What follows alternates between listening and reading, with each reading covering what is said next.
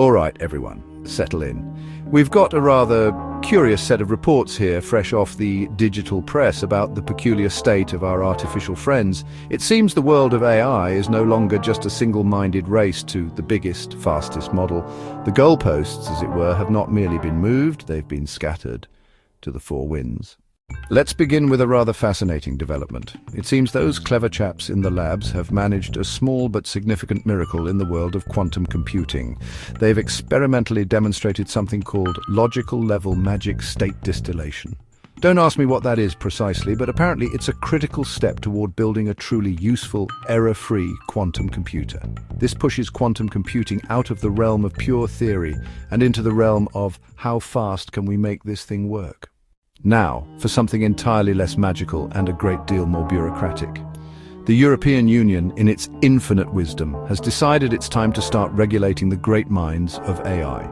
The EU AI Act is now in effect, meaning that anyone building a general-purpose AI model for a European audience must now, quite literally, show their work. And speaking of sober, it seems the great big brains of AI have a dirty little secret. They're not very green.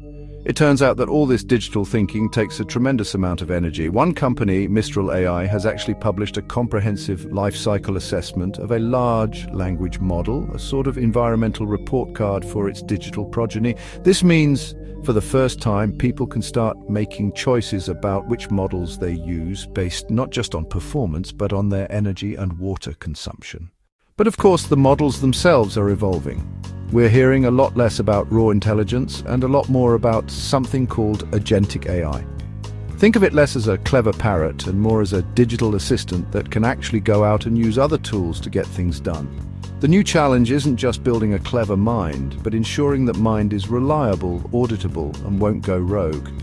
Because while a simple error in a prompt is a minor inconvenience, an error in a safety-critical agent is a rather more serious affair. Finally, the quantum world and the AI world are no longer strangers. They're getting rather friendly, in fact, exploring what's called hybrid architectures.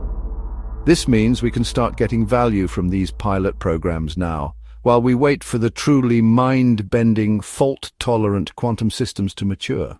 So, what does this all mean for us now? It means the landscape is shifting from how big can we make it to how responsible can we make it. The future of AI is no longer something that is simply happening to us. It is something we are quite actively building. And as always, the quality of what we build is dependent on the clarity of our thinking today.